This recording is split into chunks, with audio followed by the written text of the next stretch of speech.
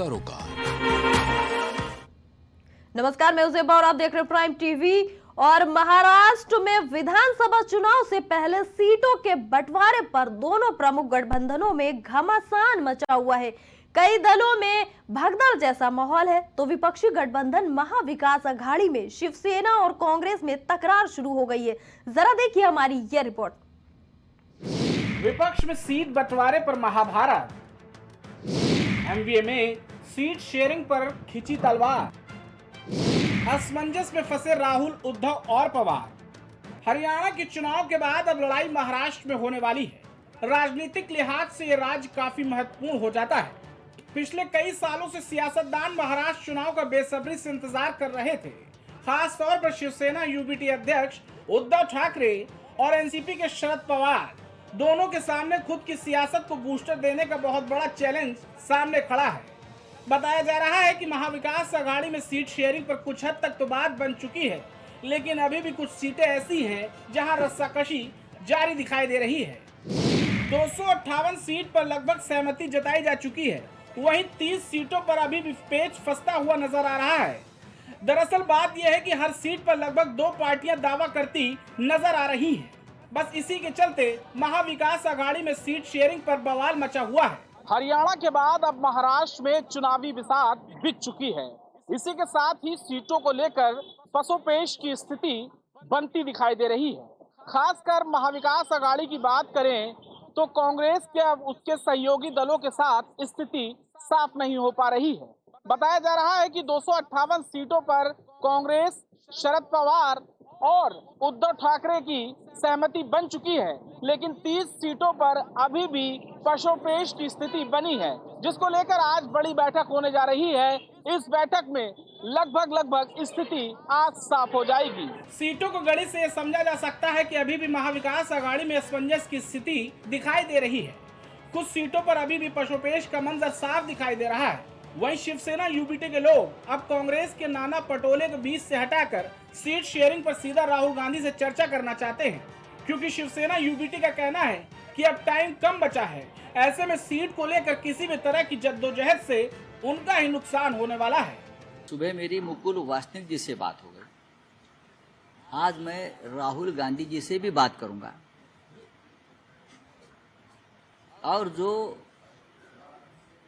रुका हुआ फैसला है सीट शेयरिंग के बारे में, उसको गति मिलनी चाहिए, उसके बारे में हम उनसे आज बात करेंगे। सुबह बात हो गई है।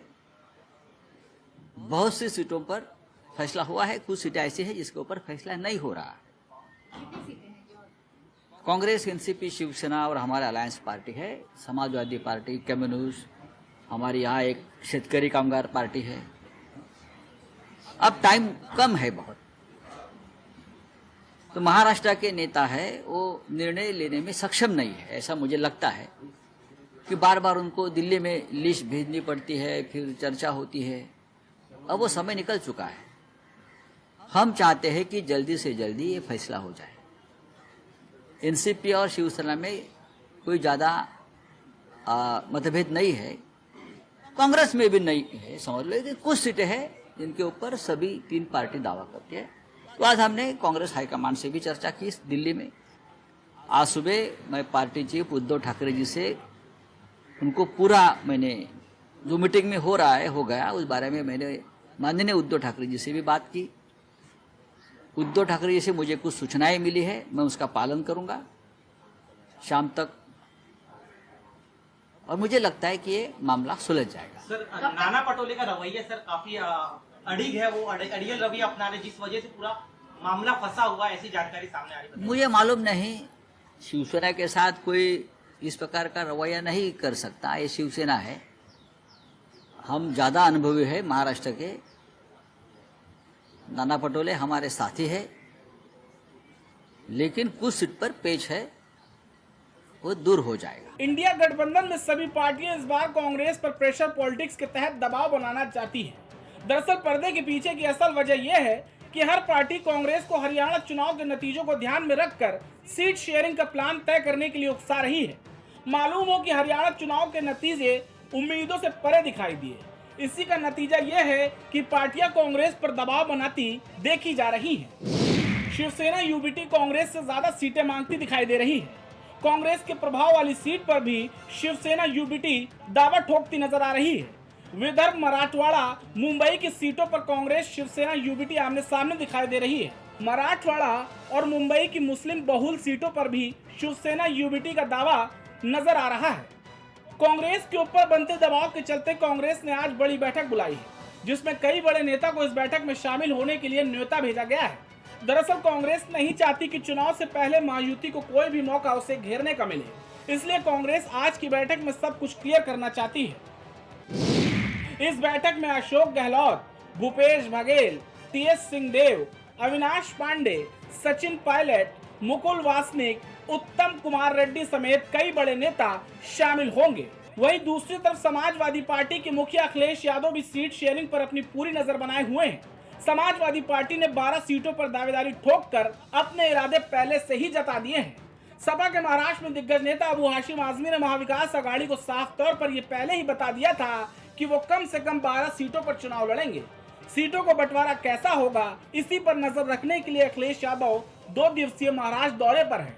हारने वाली भारतीय जनता पार्टी हरियाणा जीत गई, इसलिए हम अपने महाराष्ट्र के लोगों से कहना चाहता हूं कि जहां हमें सावधान रहना है, वहीं हम लोगों को तैयारी भी रखनी है कि भारतीय जनता पार्टी किसी भी सीमा तक जा सकती है इंडिया गठबंधन और हमारे यहाँ के गठबंधन को हराने के लिए।